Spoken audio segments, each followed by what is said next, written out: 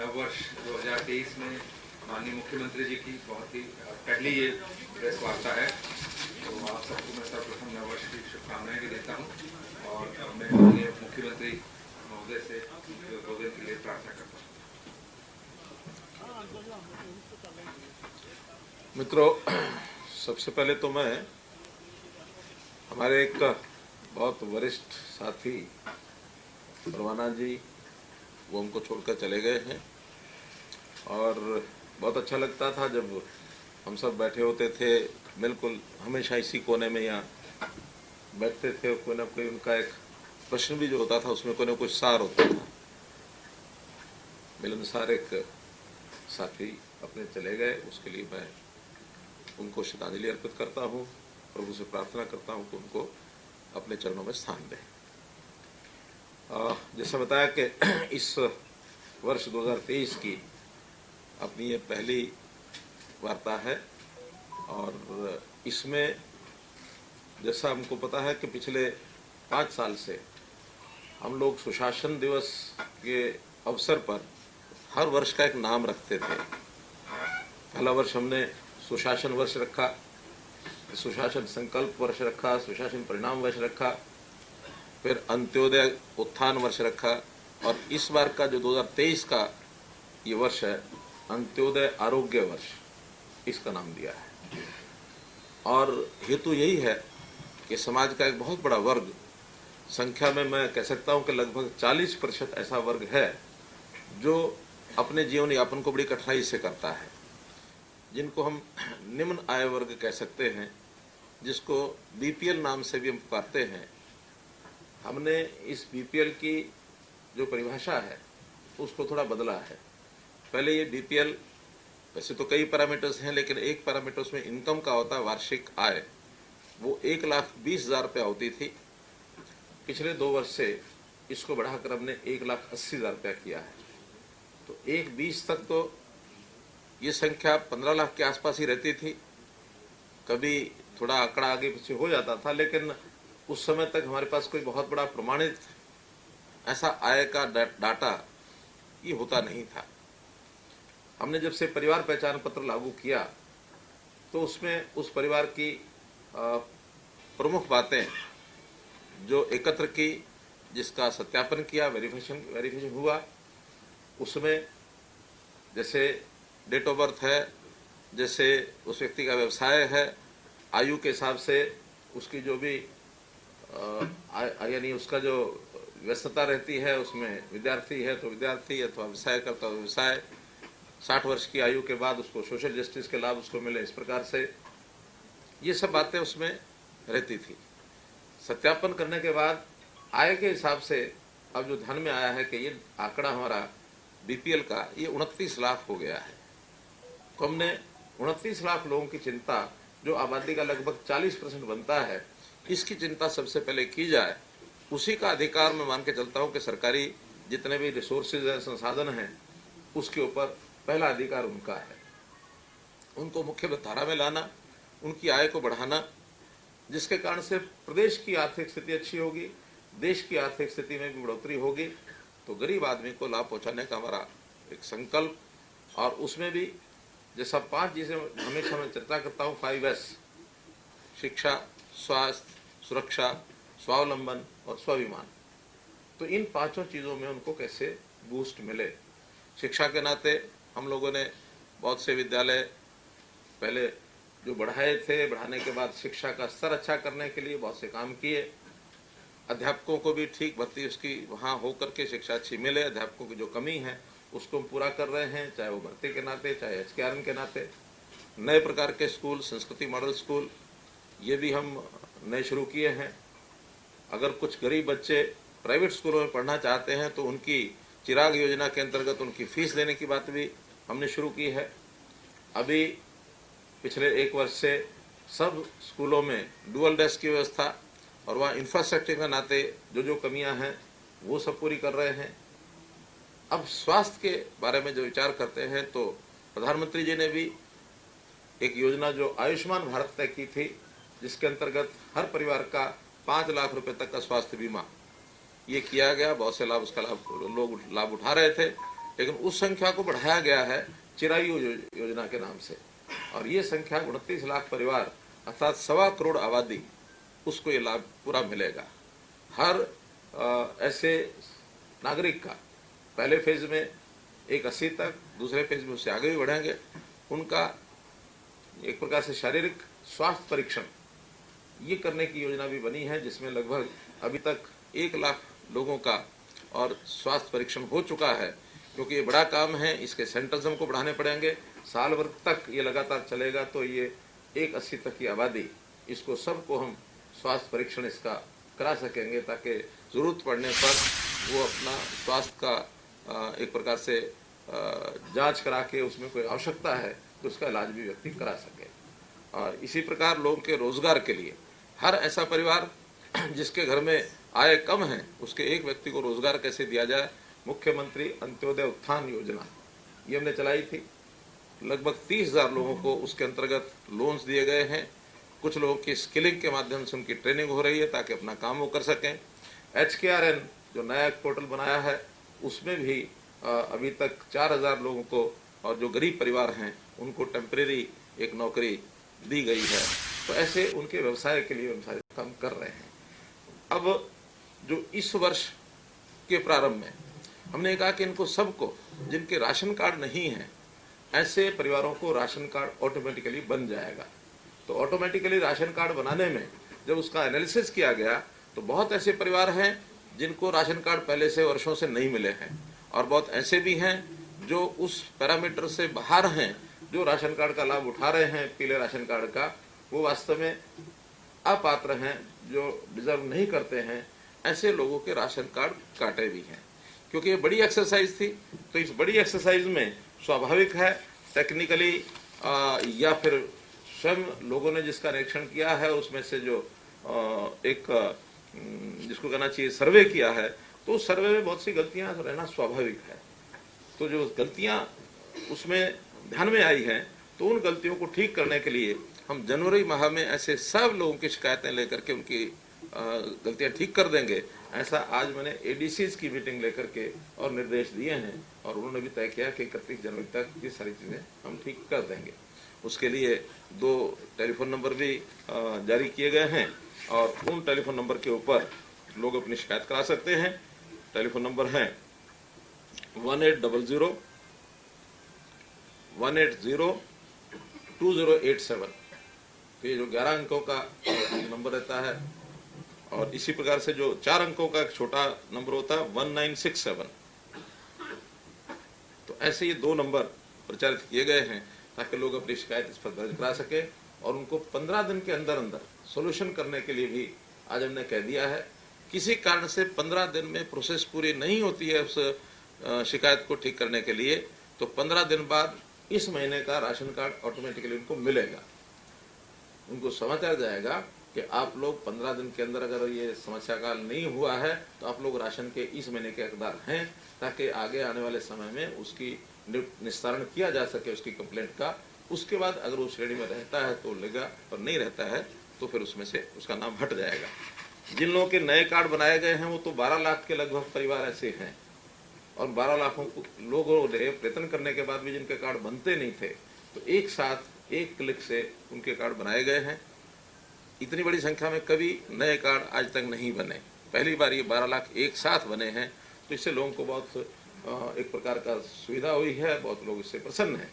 जिनके BPL card कटे हैं उसमें से कई प्रकार हैं, और एक्सक्लूजन के नाते उनको काटा है।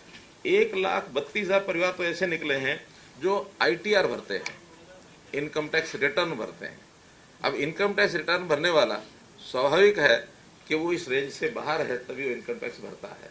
हो सकता है वो 2011 में उसकी स्थिति ऐसी नहीं रही होगी, लेकिन 11 साल बीत जाने के बाद कभी किसी ने कटवाया नहीं अपने आप, अब वो डाटा को लिया है, तो वो 1,32,000 परिवार, और वो तो ठीक कराने के लिए भी वापस लौटे नहीं हैं।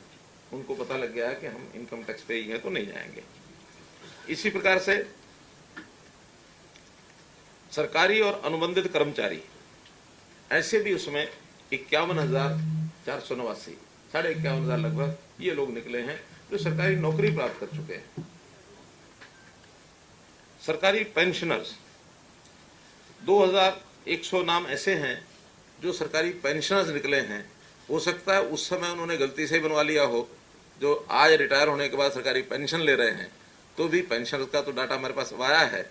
ऐसे परिवारों के भी राशन कार्ड कटे हैं।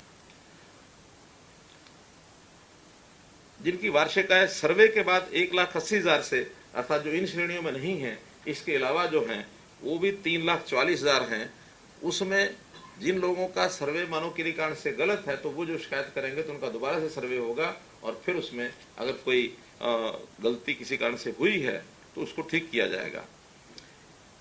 2 श्रेणियां ऐसी हैं, औद्योगिक श्रमिक और जो किसानों का फसल प्रोक्योरमेंट का कीमत 4 लाख या इससे ऊपर है। ऐसी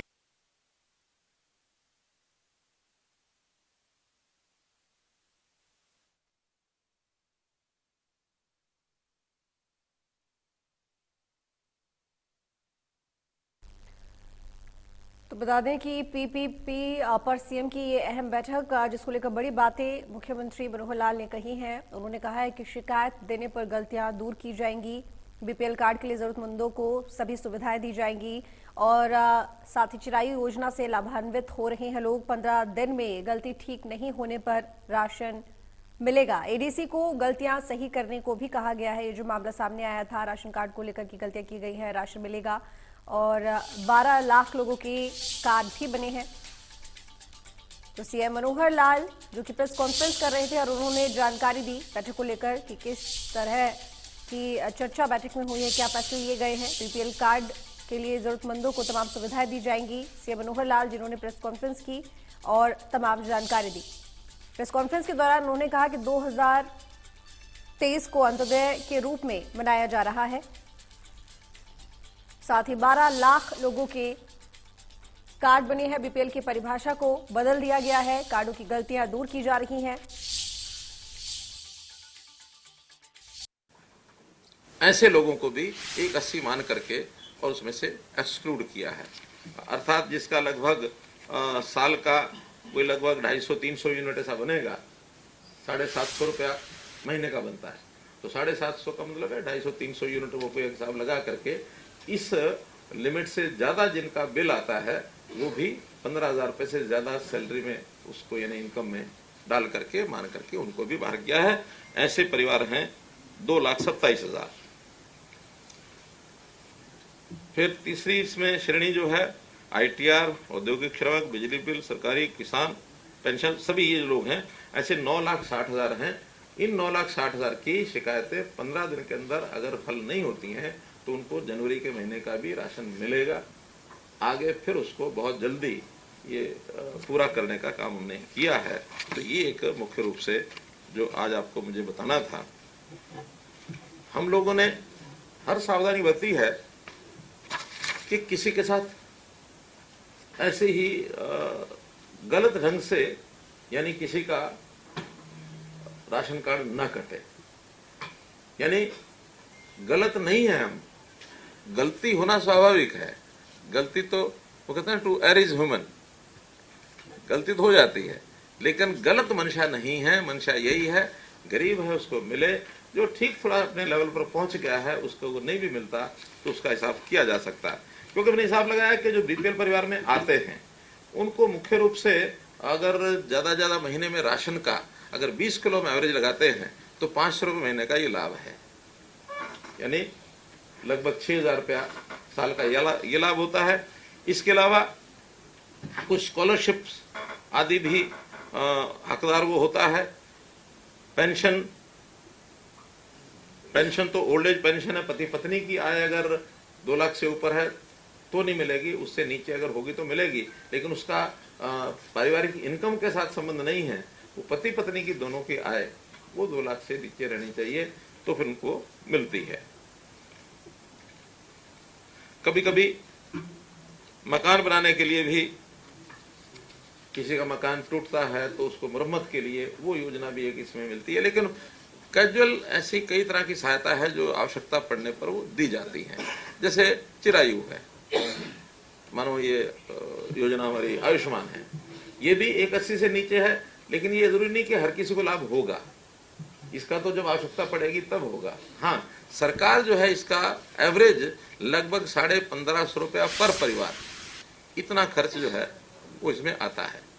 अर्थात 29 लाख का अगर मैं हिसाब लगाऊं तो 100 रुपया लगता है तो 29 करोड़ हो गया, और 1500 रुपया है तो 15×3=45, 450, यानी 500 करोड़ के आसपास इसमें सरकार का खर्च ये आता है। तो हर परिवार के नाते से उसका हम 1550 रुपए के आसपास अभी भरते हैं। ये हर साल उसकी प्रीमियम जो है वो कैलकुलेट किया जाता है। अगले वर्ष में थोड़ा ज़्यादा हो सकता है, लेकिन अभी लगभग हर परिवार के नाम से 1550 रुपया वो जा रहा है।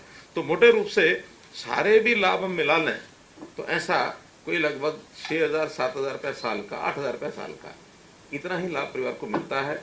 तो मैं हमेशा अपील करता हूँ कि जो स्वयं पैसा अपना कमाने लग गया है और वो 180 से ऊपर पहुंच गया है, तो उसको ये 8000 रुपया छोड़ करके ऐसे आदमी को लाभ दिलाना चाहिए जो गरीब है, जिसकी आवश्यकता ज्यादा है। हम तो प्रार्थना करते हैं, हर किसी की इच्छा भी होती है मैं गरीब से अमीर कैसे बनूं, तो हर आदमी आगे बढ़े और इन योजनाओं का लाभ छोड़े, इसमें हर एक को संतोष करना चाहिए। ये एक अपील भी मैं इसके साथ साथ करता हूं, और इस अपील का असर भी लोगों पर होता है। कुछ ऐसे भी आह्वान मैंने किया था, अगर किसी का गलत बीपीएल बन गया है 81 से नीचे, तो वो अपने आप आकर के सरेंडर भी करे। अभी ज्यादा तो नहीं, 8-10 केस ऐसे आए हैं कि जिन्होंने सरेंडर किया है कि हमारी इनकम तो इससे ज्यादा है, आपकी असेसमेंट में 81 आ रही है, हमारी इनकम ज्यादा है। लेकिन गलतियां भी हैं। उन गलतियों में छोटे बच्चों के सामने भी उनका व्यवसाय लिख दिया गया, ये सरकारी कर्मचारी है, या छोटे बच्चे की इनकम लाख रुपया साल की है, 2 लाख की साल की है। तो ऐसी गलतियां होती हैं, वो गलतियों को ठीक करने के लिए हो सकता है कई लोग अपना व्यवसाय बच्चों के नाम पे करते हैं, तो वो एंट्री तो नहीं रहेगी, हो सकता है। आपकी बात अगर ध्यान करें तो छोटे बच्चों के नाम से, जैसे मानो बैंक में अकाउंट खुलवा दिया बच्चे के पैदा होते ही, और किसी के पास पैसा है तो उसने उसके नाम की एफडी करा दी। अब एफडी कराएगा तो 6-7% तो ब्याज बैंक का मिलता ही है। 1 करोड़ की एफडी में 7 लाख रुपए साल का मिल जाएगा। बिजनेस भी करते हैं सर, बच्चों के नाम, कंपनियां बना लेते हैं। हाँ, वो बच्चों के नाम पे लोग करते हैं। चलिए, लेकिन हमारा तो कहना कि जो वास्तव में गरीब है उसका हक नहीं मारा जाना चाहिए, और जो अमीर है वो अगर बाहर निकलता तो कोई बात नहीं है, वो उसके ऊपर प्रभु की कृपा है, वो और आगे बढ़े, यही हमारे लिए हमारी उसके लिए एक जिसको कह सकता हूँ कि कामना है, प्रार्थना है। हमेशा कोई बीपीएल है तो बीपीएल बना रहे, ये तो कोई इच्छा नहीं है किसी की भी। बीपीएल कैसे एपीएल बने, हमारी बीपीएल की संख्या घटती जाए तब हमारे प्रदेश की प्रगति है। अगर बीपीएल की संख्या बढ़ जाए तो प्रदेश पीछे जा रहा। हाँ, उसके कारण से हो सकता है जैसे 20 से 80 हमने किया है, अगर ज्यादा घटते तो हो सकता है लिमिट हमको बढ़ानी पड़ेगी, क्योंकि मैं समझता हूं कि 30 और 40% एक ऐसी संख्या होती है जिसकी मदद होनी ही चाहिए ताकि ऊपर वालों के साथ वो मिल जाए।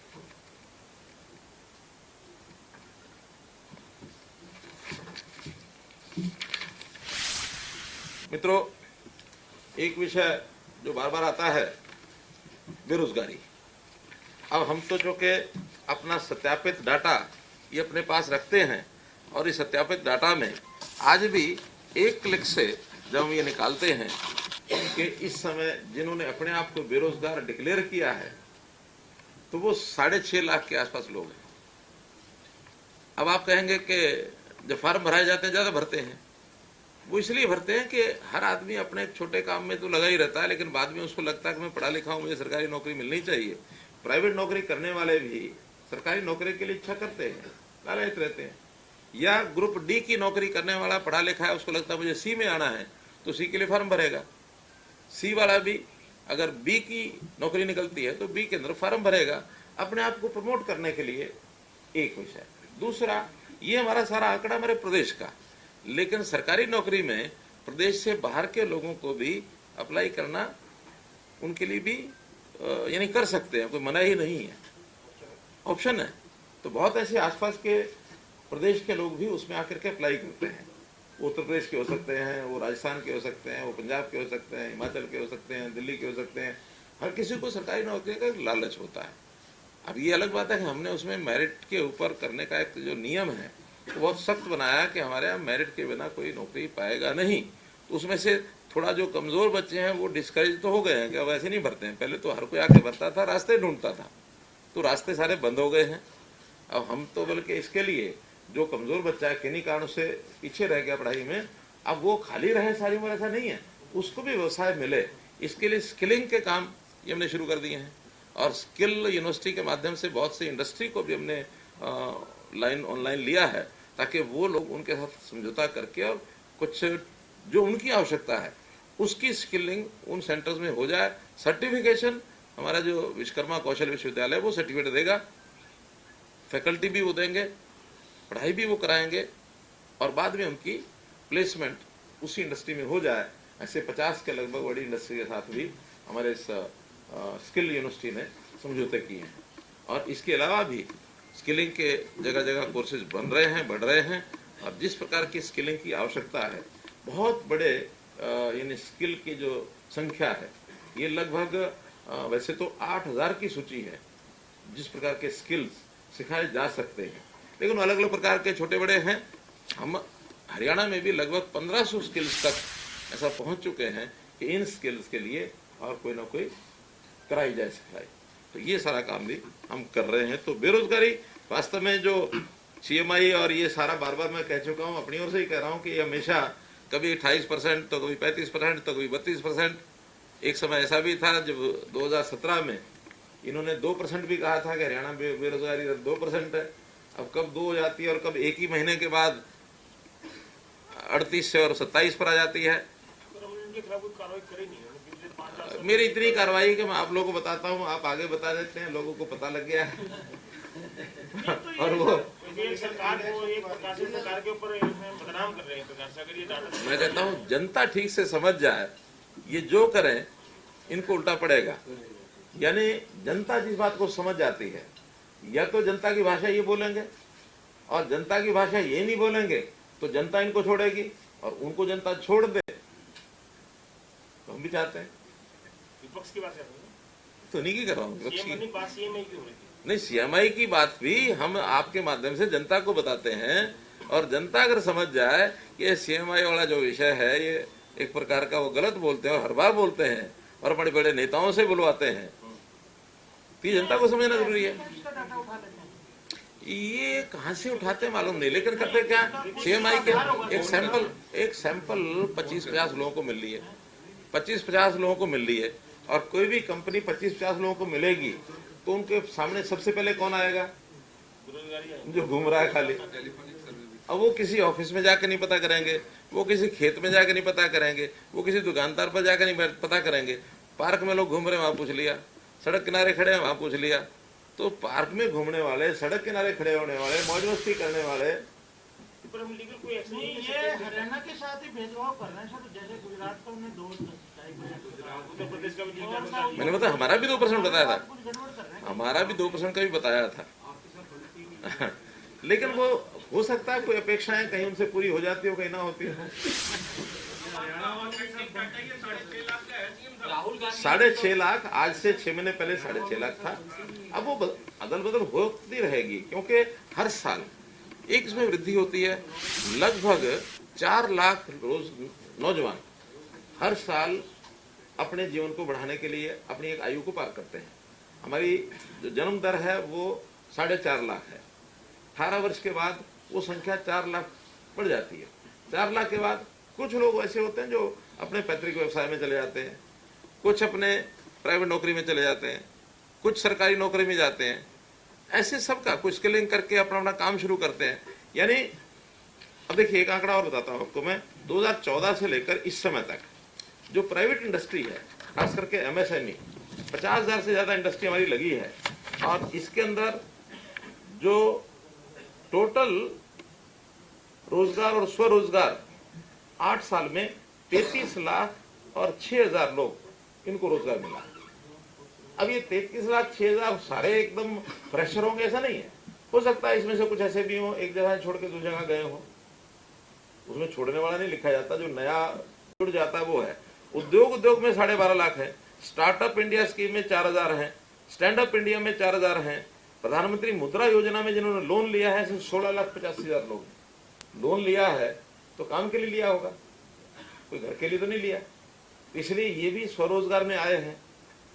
प्रधानमंत्री स्वनिधि में 38,000 लोग, अब ये कौन है जो रेडी फड़ी खोमचे वाले, 38,000 वो लोग हैं।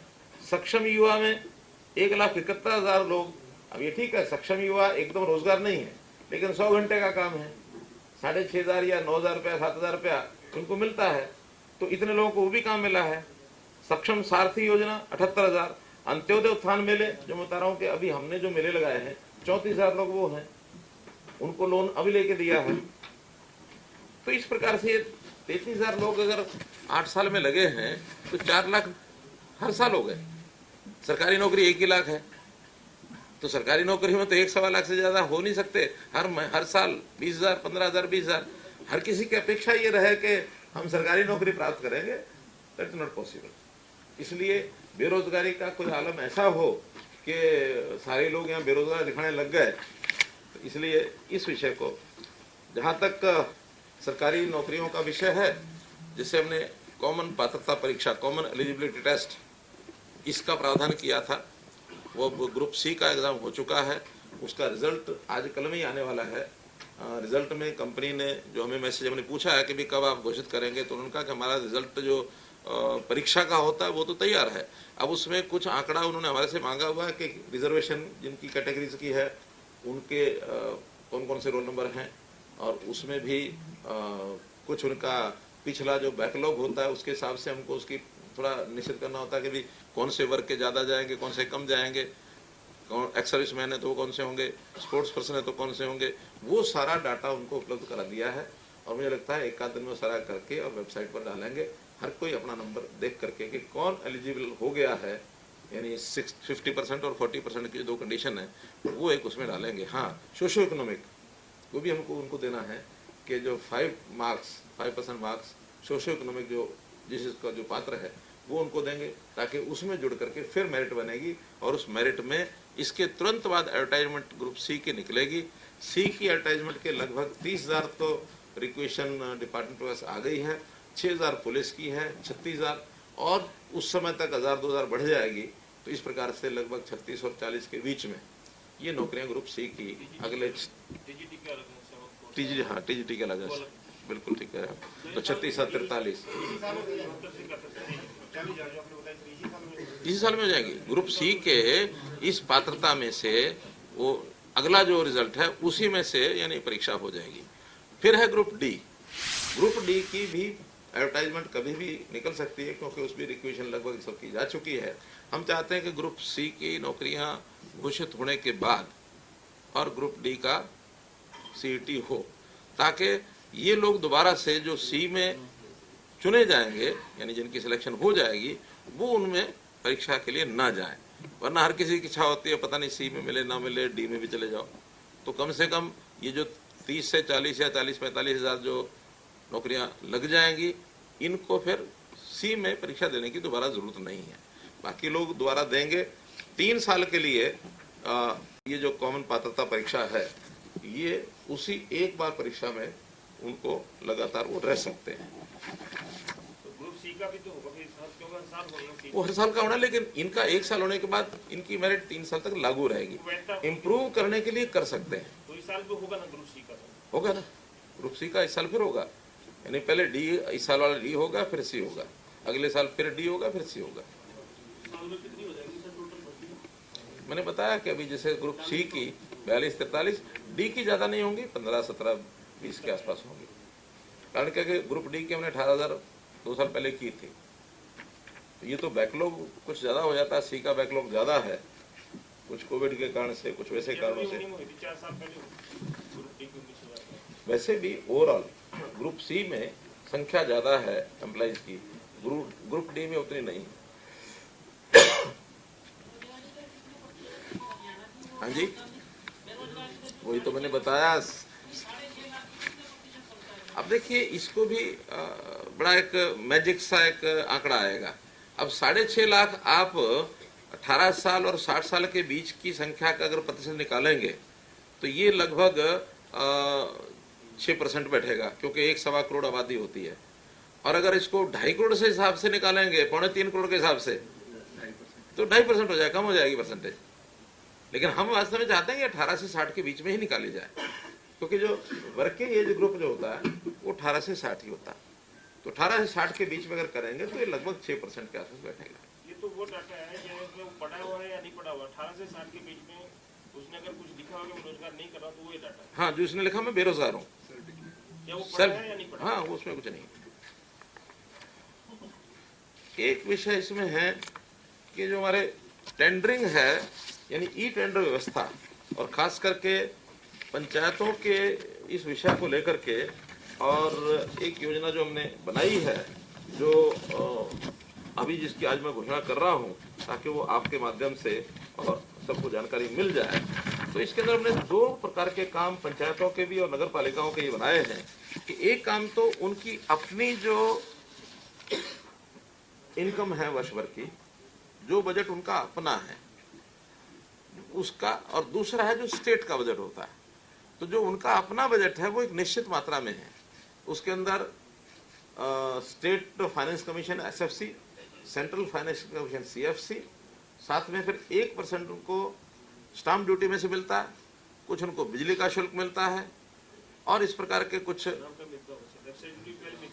नहीं, एक्साइज का नहीं है। अब तो उनके को किराए की इनकम है, और क्या इनकम होती है, वो तो हो गया SFC CFC। तो जो भी इनकम उनकी अपनी मानी जाती है, उसमें हमने तय किया है कि अब आगे से एडमिनिस्ट्रेटिव अप्रूवल वो जो संस्था का हेड है उसके लेवल पर उनकी मीटिंग में अपने आप करेंगे, स्टेट गवर्नमेंट उसमें हस्तक्षेप नहीं करेगी। यानी गांव का अगर पैसा है तो गांव का सरपंच अप्रूव करेगा, पंचायत समिति का है तो पंचायत समिति का चेयरमैन अप्रूव करेगा, और जिला परिषद का है तो जिला परिषद का चेयरमैन करेगा, with resolution of their body. यानी सरपंच पंचायत से पास कराएगा, पंचायत समिति पूरी है वो उसको पास करेगी तो अप्रूवल देंगे, और जिला परिषद की जो बॉडी है वो रेजोल्यूशन पास करेगी और अप्रूवल जिला परिषद का चेयरमैन देगा। अप्रूवल के लिए अब स्टेट में कहीं नहीं आएगा। पहले ये डायरेक्टर के पास आते थे, सेक्रेटरी के पास आते थे, कुछ जगह पर मंत्री भी उसको अप्रूव करते थे, हमने उसको सारे को छोड़ दिया। तो बहुत बड़ी एक राहत डिसेंट्रलाइजेशन की तरफ हम आगे बढ़ रहे हैं। 125 वाला नहीं सुना, 25 लाख होगा नहीं होगा। सुनो, अभी तो अप्रूवल बताया मैंने, अभी अप्रूवल बताया, वो बता रहा हूँ सारा। अभी अप्रूवल बताया, अप्रूवल जितनी भी राशि है उस सारे का अप्रूवल, छोटा काम बड़ा काम वहां की बॉडी अपने आप करेगी। हाँ, वो करेगा। अब इसके बाद विषय आता है कि उसका एडमिनिस्ट्रेटिव अप्रूवल तो ये हो ही गया, फिर है इसका टेक्निकल अप्रूवल। टेक्निकल अप्रूवल में इसके स्लैब्स बनाए हैं। 2 लाख रुपए तक टेक्निकल अप्रूवल जूनियर इंजीनियर दे देगा, और कोई उसके लिए टेंडर नहीं होगा। जेई जो है उसको अप्रूव कर देगा कि हाँ ये काम है, 2 लाख के अंदर 1 लाख का है, 1.5 का है, जितना भी है वो सरपंच और जेई वो मिलकर के वो अपने आप करेंगे। एडमिनिस्ट्रेटिव तौर पर सरपंच के साथ इस काम में पंचायत ग्राम सचिव वो भी रहेगा, क्योंकि ग्राम सचिव का काम भी गांव के ही लेवल पर होता है, सरपंच के लेवल पर होता है। एक प्रकार का गांव का चीफ सेक्रेटरी ग्राम सचिव होता है। और 2 लाख से लेकर 25 लाख तक इसका टेक्निकल अप्रूवल SDO देगा। इसमें भी स्टेट का कोई रोल नहीं रहेगा। SDO वो भी पंचायती राज का होता है, पंचायतों का होता है, वहीं रहेगा, उनके साथ ही जाएगा। लेकिन ये टेंडरिंग से होगा, अप्रूवल देने के बाद ये टेंडरिंग से होगा। शॉर्ट टर्म टेंडर होंगे, शॉर्ट टर्म टेंडर में वही स्थानीय टेंडर्स जो हैं लोगों को मिल जाए, उसकी क्लासिफिकेशन की गई है। ये जो HEW पोर्टल है, HEWP, इसमें हर एक एरिया के जो टेंडर हैं, डिस्ट्रिक्ट वाले वो डिस्ट्रिक्ट में करेंगे, जो छोटे टेंडर हैं एक सीमा से आगे बड़े टेंडर्स को सबको लिए खोला जाएगा, फिर कहीं का भी आए। लेकिन 2 लाख से 25 लाख ये जिले के जितने भी कंट्रैक्टर हैं उनकी बड़ी संख्या होती है, और सब लोकल करते भी रहते हैं। इसमें नए लोग भी आ सकते हैं। जो पहले कंडीशन लगाई गई थी कि इसका इतना होना चाहिए, उसकी कैपिटल होनी चाहिए, इतना काम का एक्सपीरियंस होना चाहिए, 3 साल पुराना होना चाहिए, तो नए लोगों को उसमें एंट्री नहीं मिलती है। हाँ, पुराना आदमी केवल एक अपना वो लिख के देगा कि हाँ इस काम को करने में उसके पास जो एम्प्लॉइज हैं, उसका जो इंजीनियरिंग डिपार्टमेंट है उसमें क्वालिफाइड आदमी है, क्योंकि बिना क्वालिफाइड आदमी के तो आदमी 10 लाख का काम भी तब भी नहीं कर पाएगा। उसके लिए उसको क्वालिफाइड आदमी रखना एक जरूरी होगा, वो उसकी ही लेवल पर ही सारी चीजें होंगी। और 25 लाख से 1 करोड़ इसकी टेक्निकल अप्रूवल एक्शन देगा। एक्शन भी उस जिले में ही रहता है, जिले से बाहर नहीं होता है, तो अप टू 1 करोड़। बहुत गांव तो ऐसे हैं जो 1 करोड़ से बड़ा काम कराते ही नहीं है, क्योंकि इससे बड़े कामों का ना कोई बजट है ना कोई ऐसे काम होते हैं, वो तो बाकी डिपार्टमेंट अपना कराते हैं। गांव के काम तो गली है, नाली है, सर कोई वहाँ तालाब है या कोई छोटा मोटा ग्राम पंचायत के जो काम होते हैं वो इससे बड़े नहीं होते हैं। फिर भी कोई बड़े बड़े गांव हैं, सपोज 10,000, 15,000, 20,000 की आबादी के, तो वहाँ 1 करोड़ से 2.5 करोड़ ये एससी करेगा और 2.5 करोड़ से ऊपर ये चीफ इंजीनियर करेगा एडमिनिस्ट्रेटिव अप्रूवल। लेकिन एडमिनिस्ट्रेटिव अप्रूवल तो वहीं देगा, एक technical approval chief engineer level तक भी बहुत बड़े काम में हो जाएंगे। कुछ गांव के अंदर एफडीज होती हैं, जमीन एक्वायर होगी उनकी, कोई भी इनकम आई तो कहीं 10 करोड़, कहीं 20 करोड़, कहीं 50 करोड़, इसमें अप टू 50 लाख ये डिप्टी कमिश्नर उनकी एप्लीकेशन पर अपने आप रिलीज कर सकता है, साल का एक बार, साल में एक बार 50 लाख। इससे ज्यादा कराना होगा तो फिर डिप्टी कमिश्नर स्टेट में भेजेगा कि किसी गांव में एक साथ वो पैसा निकाल करके बिना किसी जरूरत के ऐसे ही ना लगा दें, है वो उसी गांव का, लेकिन हर साल 50 लाख, या अगर ज्यादा बड़ी एफडी है तो अप टू 10%, मानो 5 करोड़ से ऊपर अगर है तो 10%, 10 करोड़ तो 1 करोड़, 20 करोड़ तो 2 crore, 10% whichever is higher, 50 lakh और 10% विच एवर इज हायर, इतना वो हर साल गांव में लगा सकता है। उसका एडमिनिस्ट्रेटिव अप्रूवल भी वो देंगे, बाकी सारा काम भी वो करेंगे। इससे 10% से ज्यादा अगर करना होगा तो अगेन स्टेट से परमिशन वो लेंगे।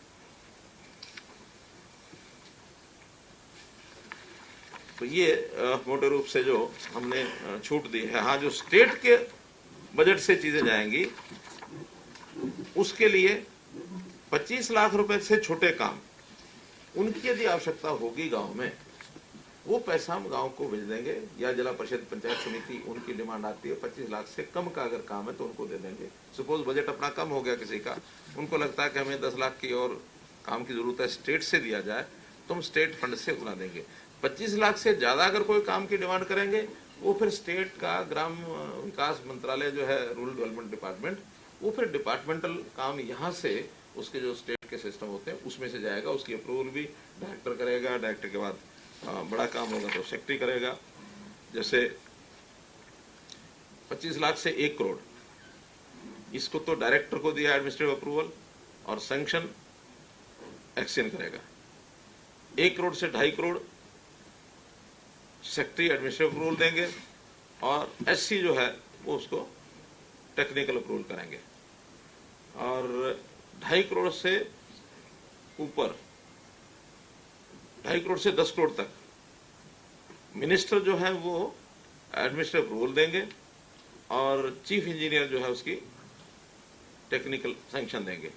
10 करोड़ से ऊपर इन्होंने अधिकार दिया है चीफ मिनिस्टर को कि 10 करोड़ से ऊपर ग्रामीण क्षेत्र का कोई भी काम ऐसा कराना होगा तो उसका administrative approval chief minister office से जाएगा और टेक्निकल अप्रूवल वही चीफ इंजीनियर या EIC नहीं बल्कि चीफ इंजीनियर, EIC तो अगेन एडमिनिस्ट्रेटिव, हाँ, तो चीफ इंजीनियर वो देगा।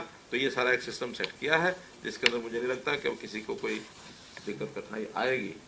बहुत डिसेंट्रलाइज को हमने तो जो सब 25 के 2 लाख से ऊपर का जो 5 आया 20 लाख तो चले होता था, वो बिना टेंडर का भी काम करने की अनुमति दी जाए, वो नहीं होगा। देखिए, मैंने बताया ना, हम चाहते हैं ट्रांसपेरेंट सिस्टम हो, उनको कठिनाई ना आए। उनका एक ही शिकायत रहती है कि अगर स्टेट से होके आता तो लंबा समय लग जाता है, स्टेट्स में फाइल जाती है, वो फाइल पड़ी रहती है, उनको चंडीगढ़ चक्कर काटना पड़ता है। हमने जब एडमिनिस्ट्रेटिव अप्रूवल उनको दे दिया और जब जो काम 6-6 महीने में फाइल नहीं निकलती थी, अपना 1 महीने में काम कराओ, निकालो, उनकी जिम्मेदारी है। हाँ, ऑडिट सब चीजों का होगा, ऑडिट का सिस्टम तो हर एक उसमें रहता है, उसमें गलत ना हो। फिर गांव की जो वहाँ की उनकी पंचायत है, ज़्यादा से ज़्यादा हम ग्राम सभा का भी कुछ सोच सकते हैं बाद में कि भी यहाँ ग्राम सभा के सामने विषय रखें जो काम कराने हैं। ट्रांसपेरेंसी और स्पीडी काम हो, क्वालिटी अच्छी हो। जो मंत्री बोल रहे हैं कि बहुत सारे सरपंच के खिलाफ कहते हैं इस टाइप की, अगर मैंने फाइलें दिखा दी, अगर फाइलें खो दी तो बहुत सारे लोगों को दिक्कत मैं तो आएगी। आगे का विषय बता रहा हूँ, पिछला विषय ना मैंने देखा है और ना मैंने कोई उस पर कमेंट किया है। मेरा तो इतना कहना है कि हम चीज़ों को आगे ठीक करने के लिए सारे सिस्टम बना रहे हैं, उसमें आगे ऐसी चीज़ें ना हो, ये हमारा हेतु है। ठीक है ना, पीछे क्या होगा, कितना होगा, शिकायत मिलेगी, किसके द्वारा कराएंगे, वो विषय डिपार्टमेंटल हैं, वो डिपार्टमेंट का या एडमिनिस्ट्रेशन का काम होता है, वो देखेंगे उसको क्या करना क्या नहीं करना। आगे सिस्टम बनाना हमारा काम है, हमने उसका सिस्टम बना दिया। तो मित्रों, आज के विषय में मेरे ध्यान में जो विषय थे वो यही थे, और इस संदर्भ में यानी परिवार पहचान पत्र, उसमें राशन कार्ड, उसमें पेंशन, उसमें ये विषय, और साथ में ये पंचायती सिस्टम जो सारे बताए हैं, इसी पैटर्न पर लगभग शहरों का भी ऐसे ही है। उसमें भी स्लैब्स यही हैं, लेकिन जितना पैसा उन शहरों का होगा वो सारा वही होगा। हम साल में 7% पैसा आबादी के हिसाब से गांव को, शहर को, जो हमारा सेल्फ ओन्ड वो जो रेवेन्यू है, स्टेट रेवेन्यू, उसका 7% वो उनको उससे ज़्यादा दे देते हैं। 2% उसमें से रिजर्व रखते हैं बाद में 9% तक, ताकि 2% जो अलग से सहायता जिस भी किसी कमजोर इकाई को पड़ती है उसको हम दे सकें। ये 2% का पैसा स्टेट में हम रखते हैं। परिवार पहचान पत्र में जो करेक्शन के ये लास्ट डेट आपने क्या रखी? देखिए, परिवार पहचान पत्र जो है वो डायनेमिक प्रक्रिया है, क्योंकि इसमें अभी भी लगभग मैं समझता हूँ 50 लाख से 1 लाख तक ऐसे परिवार होंगे जिन्होंने आज भी लगता है कि परिवार पहचान पत्र बनवाए नहीं। बहुत इस लेवल पर लोग पहुंच जाते हो, कहते हमें सरकार से कुछ चाहिए नहीं, हम क्यों बनवाएंगे, बाध्य हमने किया नहीं है। हम कर तो सकते हैं लेकिन हमने नहीं किया। अभी जिसको जरूरत है वो बनवाएगा, जिसकी कोई सरकार की छोटी मोटी भी सहायता उसको चाहिए तो हम उसका परिवार पहचान पत्र पूछ लेते हैं। नौकरी के लिए अप्लाई करेगा तो पूछते हैं, मीटर लगवाएगा तो पूछते हैं, रजिस्ट्री कराएगा तो पूछते हैं, ताकि ट्रैक किया जा सके। ये जो 1,80,000 की आमदनी है लंबे समय से चल रही है, आपको नहीं लगता, मैं आपकी राय भी जानना चाहूँ, इसकी जो लिमिट है वो बढ़नी चाहिए? देखिए, पहली बात तो ये है कि ये बाकी स्टेट से काफ़ी ज़्यादा है। अभी हमें नहीं ध्यान में आया, किसी स्टेट ने नहीं ध्यान कराया कि 1,20 से ऊपर किसी ने किया है। Haryana is the only and first state जो 1,80 तक गए हैं। एक दूसरा, हमेशा गरीबी और अमीरी ये कोई कंपैरेटिव टर्म होती है, एब्सोल्यूट टर्म नहीं होती है। और कंपैरेटिव टर्म में ये माना जाता है कि आप सरकार के नाते से 1/3 पॉपुलेशन का यानी अपने जिम्मे लेके चलो कि उनकी सहायता करते रहो। हाँ, जब ये सहायता देने के बाद इनकी कैटेगरी बढ़ जाती है और 1/3 से नीचे रह जाते हैं बीपीएल के लोग, फिर उसकी लिमिट बढ़ाएंगे। आज तो मैंने बताया कि 40% है 29 लाख परिवार। जैसे प्राइस इंडेक्स को देखें तो 1,80 अब भाई प्राइस इंडेक्स हमने बताया ना कि अब 1,80 से ऊपर हम दे भी क्या रहे हैं, हम 5-6 हज़ार रुपया साल का दे रहे हैं। तो 5-6-8 हज़ार रुपया वो उस 1,80 से ऊपर वाला अपना खर्च कर सकता है, दिक्कत नहीं है। लेकिन जिसकी इनकम ही 25,000 रुपया 50,000 रुपया साल की है, सहायता उसको देनी है। एक हाँ, पीछे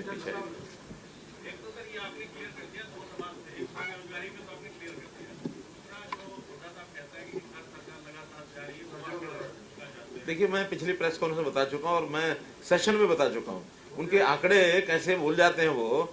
बल्कि विधानसभा में बोला है, कहीं बाहर बोला है, विधानसभा में बोला होता तो प्रिविलेज मोशन चल जाती। मैंने तो इसलिए बोला कि बाहर वो मीडिया बोल के आए हैं, मेरा ऑथेंटिक है।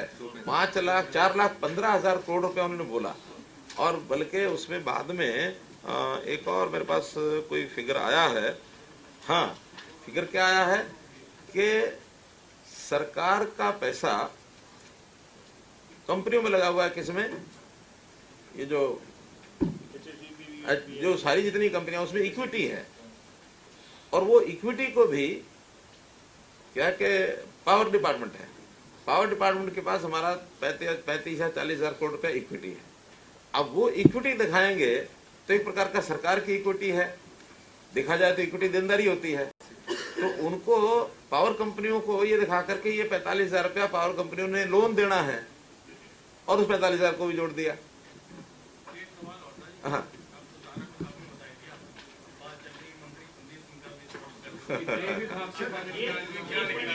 राशन कार्ड वाला रहेगा 2,60,000 का एक ये फिर इधर आप फिर इधर अच्छा क्या अभी तो सुन लेते हैं। सर ये है दो चीजें हैं जिस तरह से आरोप लगते आ रहे हैं और जिस तरह ऐसी सिचुएशन के अंदर अक्सर सरकार का स्टैंड क्या रहता है कि शुरू में तो सिर्फ एक FIR थी, अभी 2 दिन पहले एक ऐसा सेक्शन ऐड कर दिया विच इज रियली 500 नया ऐड किया है that is outraging the modesty of the business. तो since you are heading the state, since you are heading the cabinet, I am heading not hiding, I am heading not hiding, नहीं sir that's what I because you are so transparent in your इसीलिए कह रहा हूँ। Sir उस लड़की ने पूछ भी इल्जाम लगाया कि हरियाणा गवर्नमेंट जो प्रोटेक्ट कर रही है को। देखिए कोई भी स्टेटमेंट देने को भी अगर प्रोटेक्शन माना जाए तो मैं उसमें कुछ कह नहीं सकता। एक स्टेटमेंट मैंने पहले दी थी वही आज फिर दे रहा हूँ। किसी के खिलाफ किसी के द्वारा आरोप लगा देना और उसके कारण से FIR लिखा जाना ये किसी भी व्यक्ति को दोषी सिद्ध नहीं करता। दोषी सिद्ध करने के लिए अगला एक सिस्टम होता है, वो होता है इन्वेस्टिगेशन। इन्वेस्टिगेशन में पुलिस इन्वेस्टिगेट कर रही है, उन्होंने उस लड़की को भी बुलाया है, अच्छी लंबी 7-8 घंटे की इंटरोगेशन हुई। संदीप सिंह को भी बुलाया है, कल 7.5 घंटे की इंटरोगेशन उनकी भी हुई। उन्होंने अपना विषय रख दिया है, उन्होंने अपना विषय रख दिया है। देखा जाए तो अब दोनों की इतनी लंबी लंबी इन्वेस्टिगेशन के बाद कोई नया फैक्ट उनके सामने आएगा तो दोबारा बुला के पूछेंगे, और नया फैक्ट नहीं आएगा तो उनका एनालिसिस जो होगा वो पब्लिकली बताएंगे। पब्लिकली बताएंगे, नहीं पब्लिकली बताएंगे तो चार्जशीट करेंगे, कोर्ट में देंगे।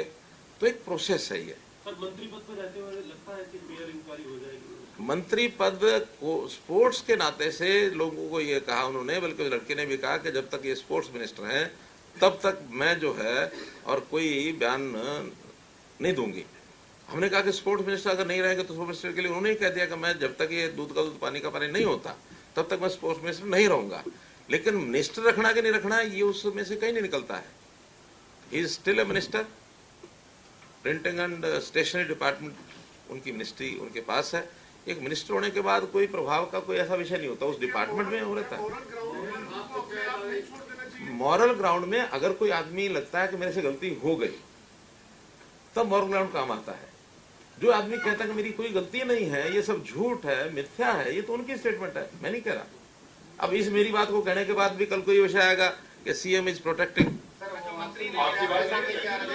आपसे मिले जो नहीं मुझे कभी नहीं, कभी नहीं ना मेरी कोई लड़की से बात हुई है, ना मेरी कोई मंत्री से बात हुई है। मंत्री जी को मैंने मैसेज जरूर भेजा है कि अब आपको अपने डिपार्टमेंट का जाकर काम करना चाहिए।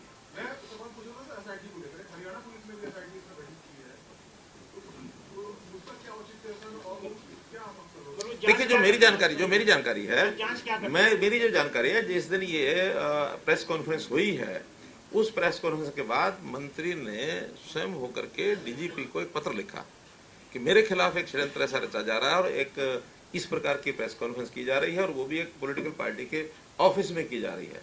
तो कहीं ना कहीं उनकी ग्रीवेंस उस पॉलिटिकल विषय को लेकर के ज्यादा है कि इसके पीछे कोई ना कोई एक षड्यंत्र हो सकता है, तो इसकी जांच कराई जाए।